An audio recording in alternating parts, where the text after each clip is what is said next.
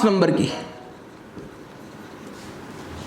Mass number यानी द्रव्यमान संख्या।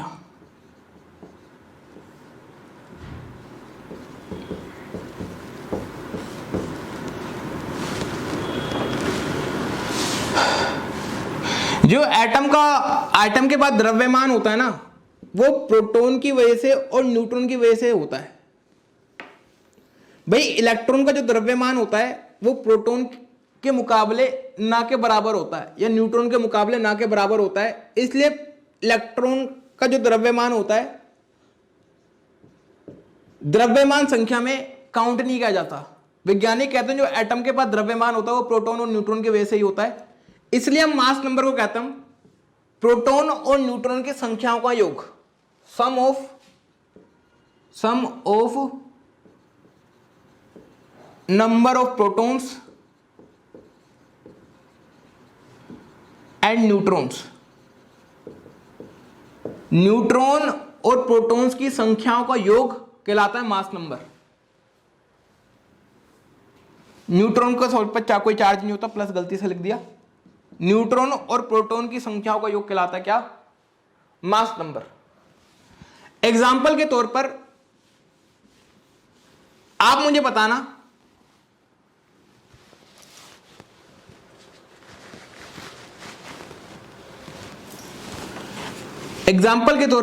बताना जैसे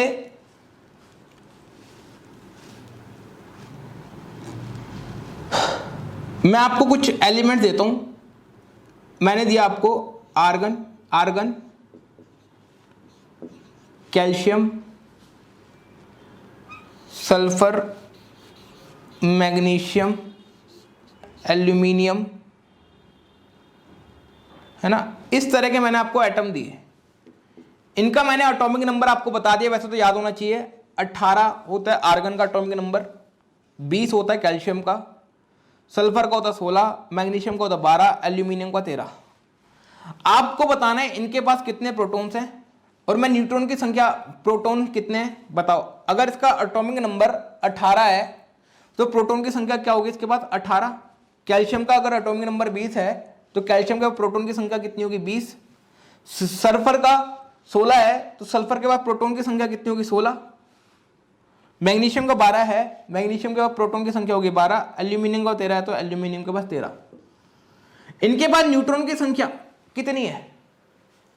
न्यूट्रॉन की संख्या मैं आपको बता देता हूं सबके पास। आर्गन के पास होते हैं 22, कैल्शियम के पास 20, सल्फर के पास 16, मैग्नीशियम के पास 12, एल्यूमिनियम के पास 14।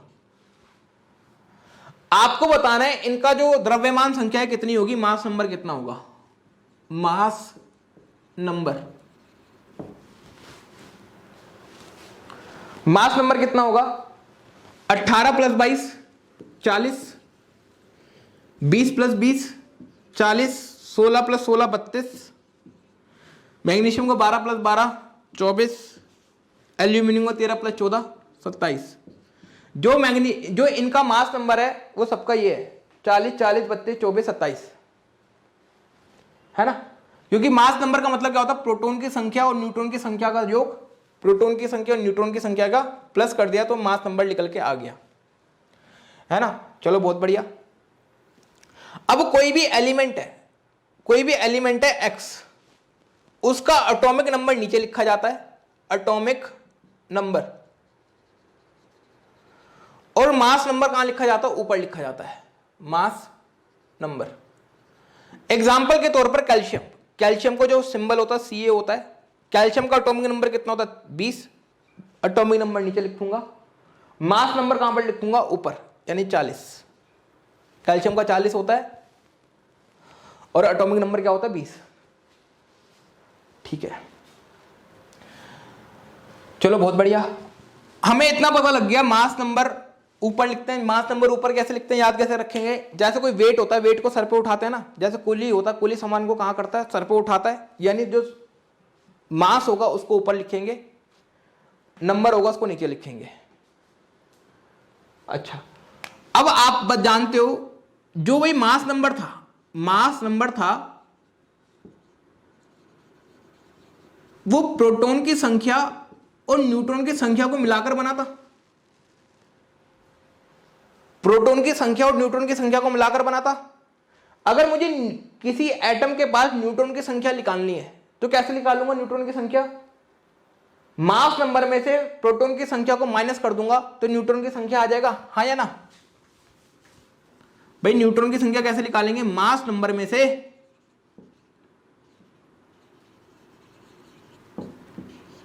नंबर ऑफ प्रोटॉन्स घटा दो, नंबर ऑफ प्रोटॉन्स घटा दो, या ऐसा कह लो नंबर ऑफ प्रोटॉन्स क्या कहलाता है? एटॉमिक नंबर कहलाता है। मास नंबर में से एटॉमिक नंबर घटा दो, एटॉमिक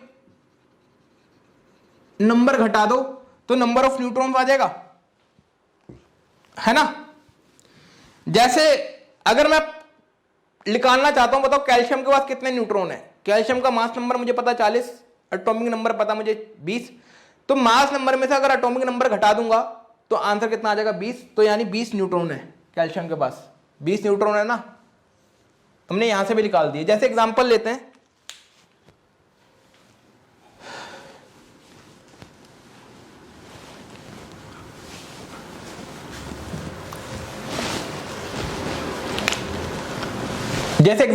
हैं, आपको बताना है किसके पास कितने न्यूट्रॉन्स है। जैसे मैं कुछ लिखता हूं, जैसे मैंने लिखा नाइट्रोजन, ये लिखा 14, ये लिखा 7, मैंने लिखा कार्बन, यहां पर लिखा 14, यहां पर लिखा 7, सॉरी 6, जैसे मैंने लिखा ऑक्सीजन, यहां पर लिखा 16, यहां पर लिखा 8, यहां पर लिखा बोरोन, बोरोन पे लिखा मैंने 11, यहां पर लिखा 6। आपको बताना है नाइट्रोजन के पास कितने न्यूट्रॉन है, न्यूट्रॉन कितने हैं सबके पास, आपको बताना है न्यूट्रॉन कितने हैं। न्यूट्रॉन कैसे निकालते हैं? मास नंबर में से अगर एटॉमिक नंबर घटा दो तो न्यूट्रॉन की संख्या निकल के आ जाती है। 14 में से अगर 7 जाएंगे, 14 माइनस 7, आंसर होगा 7। इस वाले कार्बन के पास कितने न्यूट्रॉन है? 14 में से 6 जाएंगे, कितने आते हैं? 8। इसके पास 16 में से 8 गए, 8। बोरोन के पास कितने हैं? 11 में से 6 गए, 5। 11 में से 6 गए, 5। तो न्यूट्रॉन की संख्या हमें निकालना आ गया। क्या करना है? मास नंबर में से एटॉमिक नंबर घटाना है, या एटॉमिक नंबर की जगह कह लो नंबर ऑफ प्रोटॉन्स को घटा दो तो आपका नंबर ऑफ न्यूट्रॉन्स निकल के आ जाता है। ठीक है,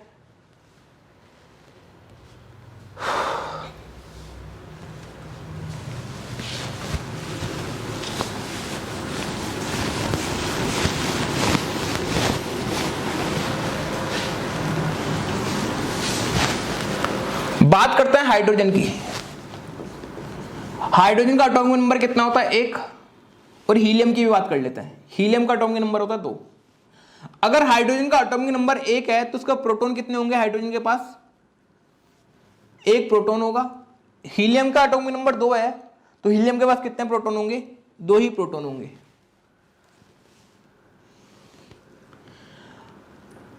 न्यूट्रॉन की संख्या आपको याद करनी पड़ती है। हाइड्रोजन एक लौता ऐसा एलिमेंट है जिसके पास कोई न्यूट्रॉन नहीं होता, यानी 0 न्यूट्रॉन होते हैं।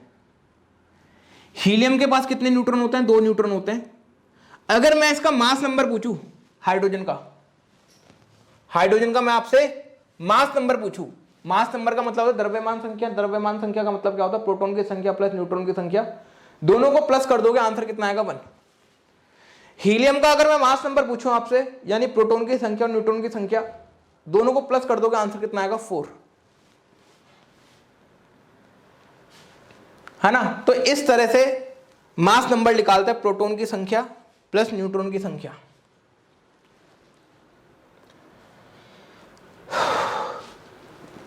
ठीक है, मैं क्वेश्चन देखता हूं, आपको एक क्वेश्चन देता हूं। क्वेश्चन ये है, इस क्वेश्चन में बताना क्या क्या गलत है।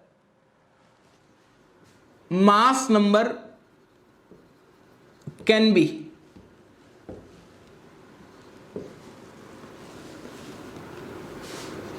लिखो may be unit,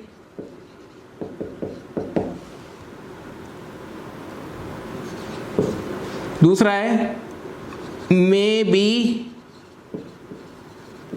equal to atomic number,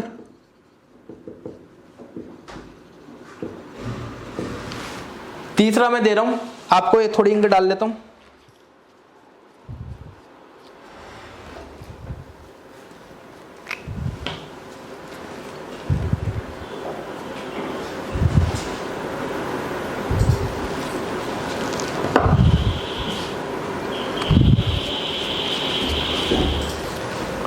may be equal to atomic number.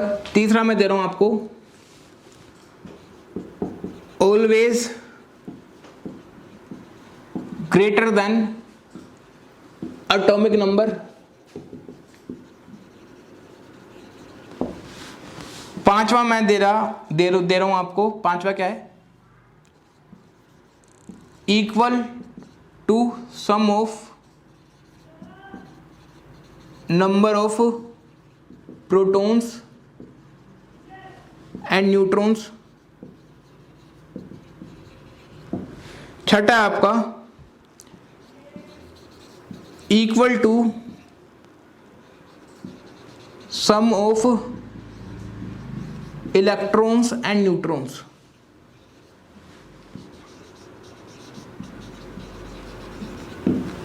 बताइए कौन कौन से गलत है इसमें। मास नंबर क्या यूनिट हो सकता है, क्या मास नंबर एक हो सकता है किसी का। अगर आप देखोगे हाइड्रोजन का मास नंबर क्या था, एक था, यानी मास नंबर एक हो सकता है, पहली स्टेटमेंट ठीक है। Mass number may be equal to atomic number, क्या मास नंबर एटॉमिक नंबर के बराबर हो सकता है। हाइड्रोजन का जो एटॉमिक नंबर था एक था, जबकि इसका मास नंबर कितना था, एक था, यानी जो हाइड्रोजन के केस में मास नंबर और एटॉमिक नंबर बराबर थे, यानी ये वाला स्टेटमेंट भी ठीक है, may be equal to atomic number हो सकता है। अगर बात करें हाइड्रोजन की तो always greater than atomic number, जो मास नंबर है वो हमेशा एटॉमिक नंबर से बड़ा होगा, क्या ये स्टेटमेंट ठीक है, हमेशा बड़ा होगा, हमेशा। भाई हमेशा तो नहीं बड़ा होगा। अगर बात करें हाइड्रोजन की केस की, हाइड्रोजन के केस में जो एटॉमिक नंबर था यानी परमाणु संख्या और द्रव्यमान संख्या यानी मास नंबर, दोनों क्या थे, बराबर थे।